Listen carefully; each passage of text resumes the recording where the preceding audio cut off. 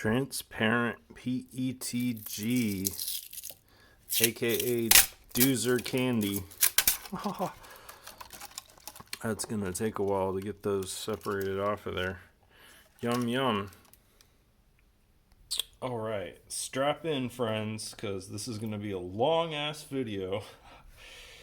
I swear to God, it took like 10 minutes just to get all the support material off of these parts. Kinda lame. Okay, anyway, this video marks the official release of my universal toolless joint, and before I even put it together, I want to do some notes on the pieces and the changes that I made. So this piece in particular, I made quite a few changes to.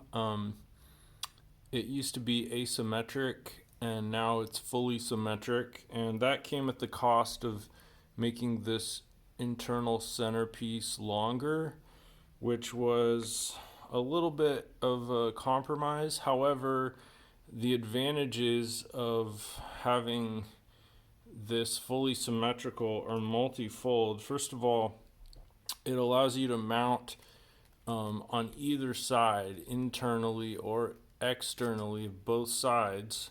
Secondly, it's much easier to print, and when you're assembling it, you don't have to guess about which side goes in which orientation because they're exactly the same.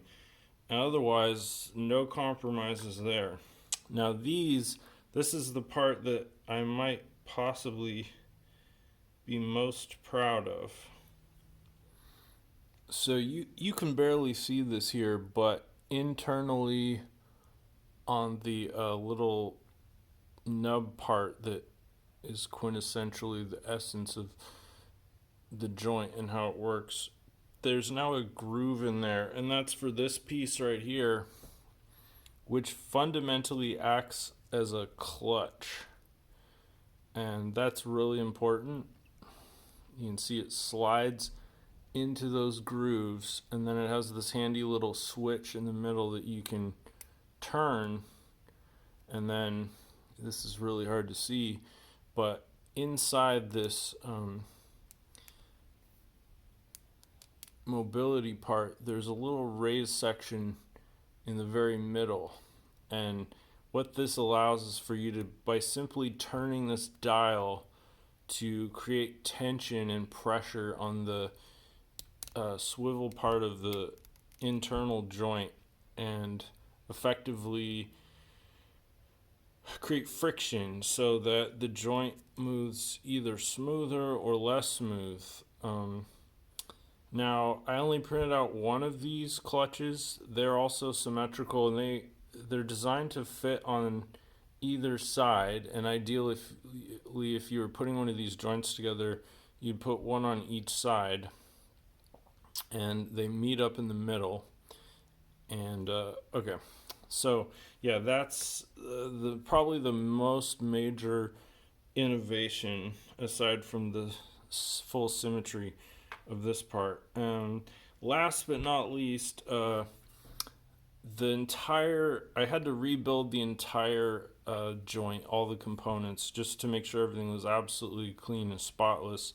And one of the main reasons I did that was because I wanted to ensure that it would be fully interoperable with 3/4 inch PVC. So look at that, beautifully tight, flush fit. Now, obviously, if you're gonna be deploying this in an actual setting, you're gonna want to like drill a little hole, put a screw through there to hold it in place, hold it in position. But we're gonna maybe do a demo of that. But first of all, I just want to demonstrate everything as it is so far, but put together.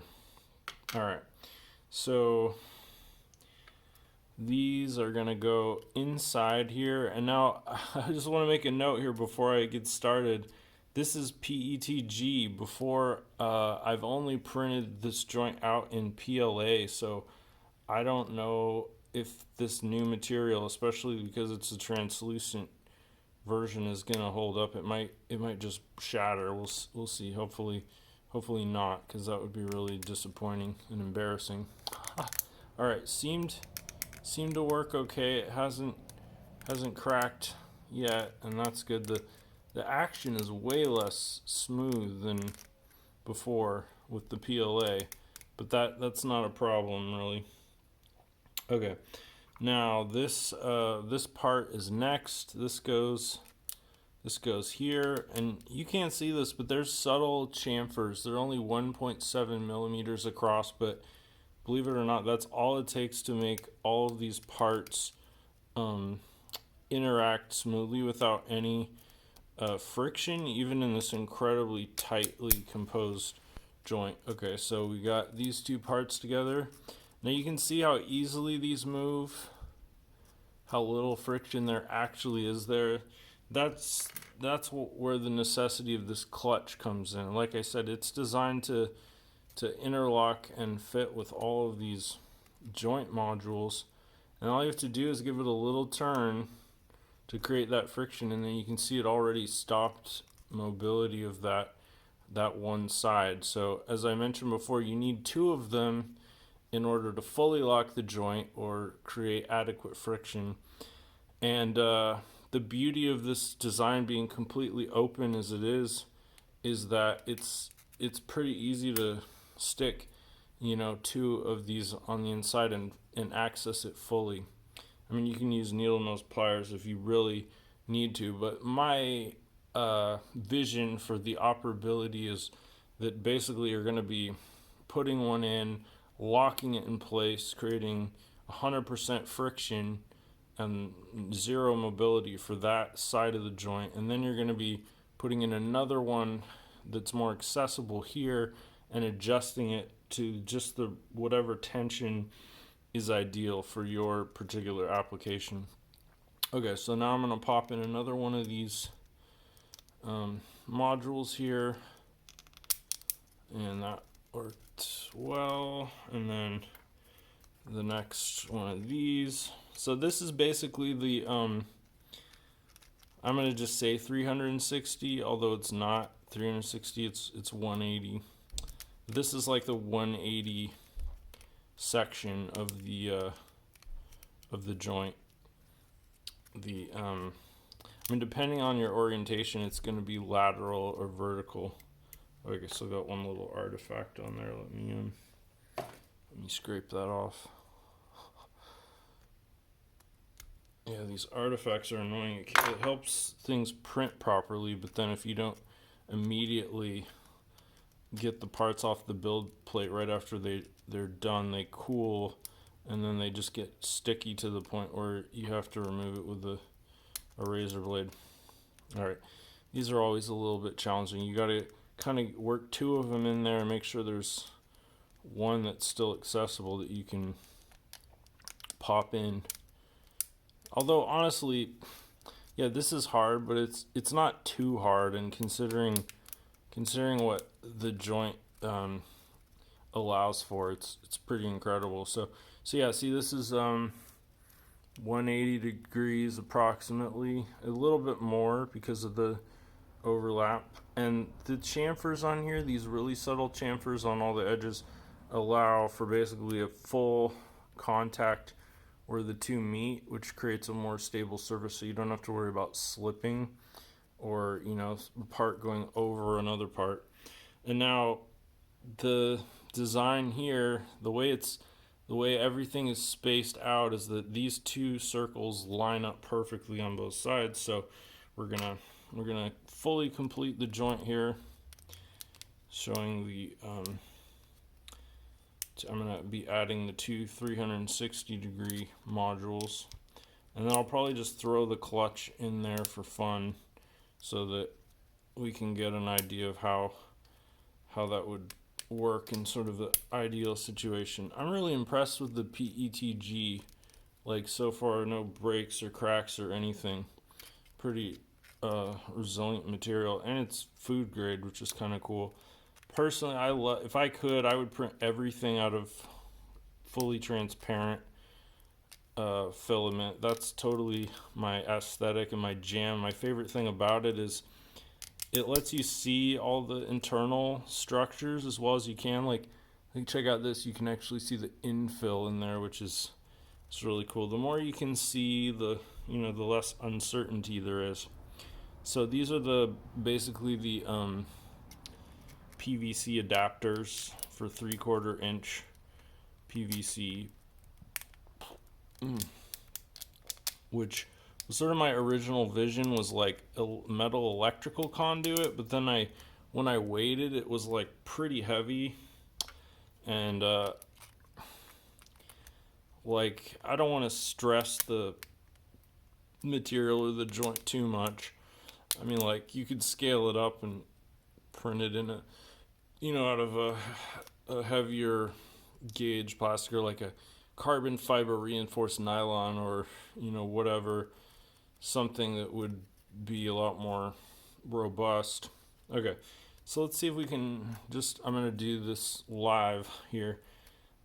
See if I can slip. Oh yeah, of course. So you gotta put these in place. It's pretty challenging, but you gotta slip it in at an angle and then pop it into the gaps in here between the prongs of the joint. So anyway, I'm gonna put this in one of these outer ones, so we don't have to spend 5 minutes showing how difficult that can be. All right, it might help if I put it in the right direction, instead of upside down. Okay, there we go.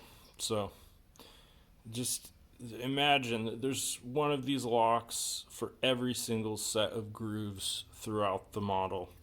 Okay, and now for the final demonstration of how this is intended to function. So basically, you attach your PVC segments, whatever the hell kind of length or whatever you want.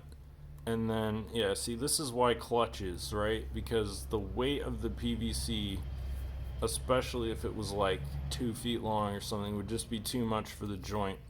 That's why I had to design the clutches in there, to increase tension. And I'm gonna have to print a bunch more of those out. But anyway, you get the idea. Basically, this allows for full 360-degree motion here, and then 180-degree motion here.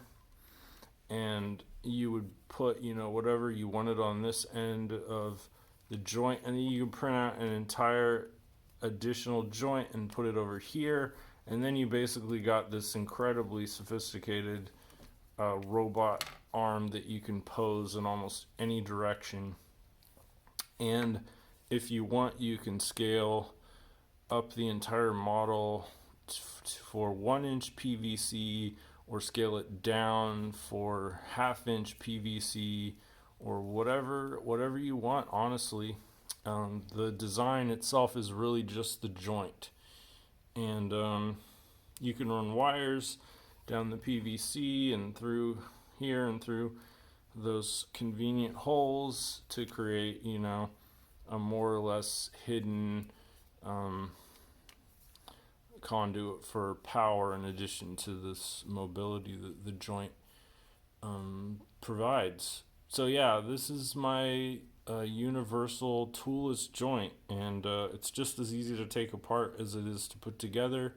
I'm like super proud of this design, and I expect that it'll be pretty useful for a lot of people out there. I'm designing it primarily for myself in my own laboratory, so it's going to get a lot of use for me. I'm going to attach lights and cameras and microphones and lasers and all kinds of random tools to these arms once I get the whole tensioner thing worked out.